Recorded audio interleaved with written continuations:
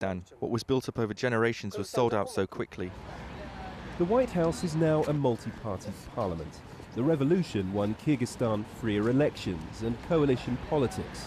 The names of those who died that day are now recorded on these plaques, and this one here says those who sacrificed their lives that day did so in the name of democracy, freedom and independence. But those gains may have been offset by the costs, crippling national debt and interethnic conflict last summer. Almazbek may have been on the losing side that day, but his concerns about the future speak for many. I can't say a lot has changed, because all those old corrupt politicians of the past have come back and taken office. With the country's history of uprisings and warnings of more unrest this spring, last year's revolution will only have been a cause worth championing if another can be avoided. Robin Forestier-Walker, AlJazeera, Bishkek.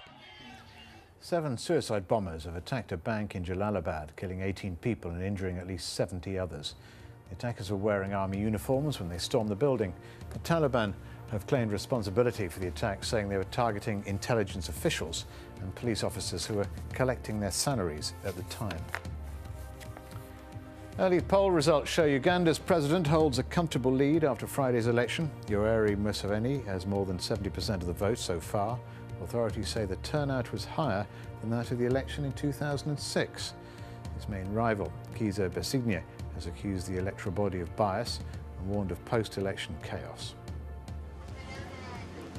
5 young people have been killed in a shooting outside the supermarket in the Mexican city of Monterrey. The victims were between 16 and 21 years old. Locals say the attack happened in a place known for drug dealing. The Guatemalan government has lifted a 2-month-old state of siege in a northern province of the country controlled by Mexican traffickers. It says the measures allowed security forces to reduce violence in the area and arrest suspected members of a drug cartel.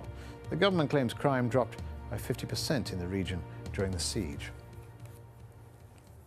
The world's biggest economies meeting in Paris have reached a compromise on how to track imbalances around the world. The G20 had blamed the issue for making the financial crisis of 2008 worse than it might have been.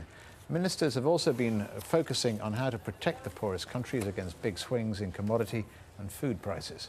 France's foreign minister said the ministers have agreed on a framework for future growth.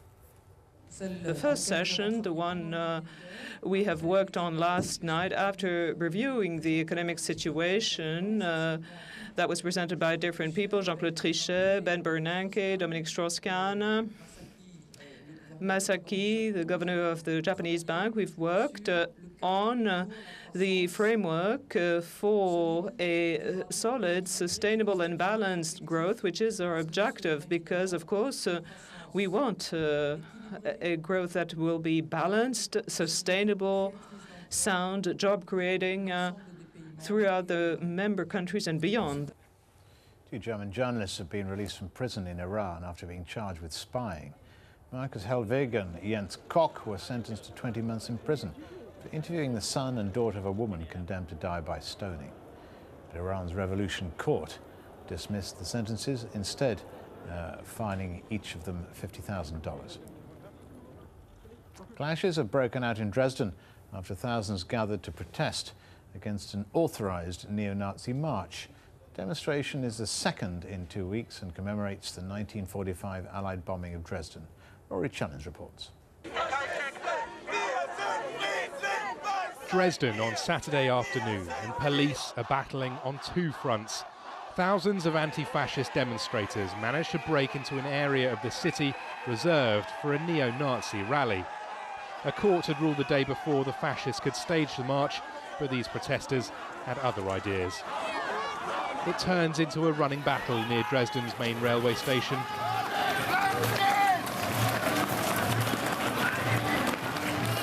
Demonstrators hurl paving stones and fireworks. Police respond with water cannon and pepper spray. It's the second time in a week Dresden has seen trouble like this. Many in the city say the court shouldn't have allowed the march in the first place. stopped in their tracks and unable to reach the station, around 600 neo-Nazis then decide to leave the city for Leipzig. Police there expect as many as 4,000 to turn up for Sunday. Rory Challens, AlJazeera. Finally, St Mark's Square in Venice came to life earlier as a famous Carnevale began. It brings 10 days of music and dancing to the city, and this year's carnival is set in the 19th century. The festival has been running since 1268 and historically seen as a time for feasting before Lent begins on Ash Wednesday.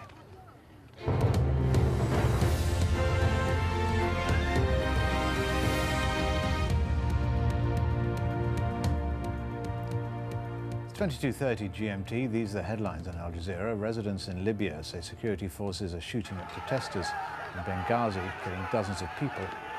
More than 100 are reportedly in hospitals there. Earlier, troops fired on mourners attending a funeral for protesters killed on Friday. The internet has been cut. According to witnesses, the unrest has spread to the capital, Tripoli. Let's talk to someone who's been taking part in the protests.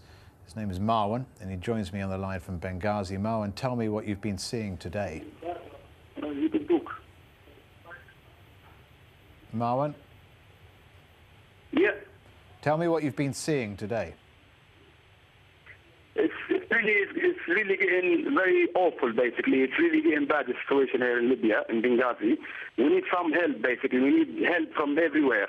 People, they've just been, I think about over 100 people have been killed today. And we don't know these people, where they come from. We don't know them, basically. We don't know if they're army or we don't know where they come from. So basically, it's getting really awful here. It's really dangerous situation at the moment now. We can hear like gun shooting everywhere. And how do you know more than 100 people have been killed? Because obviously we've been told these people, they can drive by and they can see what's happening outside in the street. So are people still on the streets? Yeah, some people, they pass by, they're driving their car, obviously, and they can see what's going on outside the street. And people, they keep talking to each other by phones. So people are They can see what's happening, basically. People, they're still gathering by the, I don't know, one of the buildings here in the city. And they can, like, basically they're fighting with these people. I don't know where they come from. They look like from people like, we don't know where they come from. They're just wearing like normal clothes, basically. So they're not in military uniforms? Not really. Some of them, they're wearing military uniform, yeah. And some of them, they're wearing like normal. They're just covering their faces. Are these Libyan soldiers? We don't know if they're Libyan or not. We don't know. I think that they're not Libyan soldiers, no. We don't know. Some of them, they're black people, I think from Africa somewhere. All right, we're going to leave it there. Thank you very much for joining us, Marwan. In Algeria, police are cracking down on protesters in the capital, Algiers. Thousands of anti-government demonstrators took to the streets, but hundreds of riot police armed with shields and batons pushed them back, keeping off the planned marching route. A member of the Algerian opposition has also been hurt in the violence. In Bahrain, thousands of anti-government protests have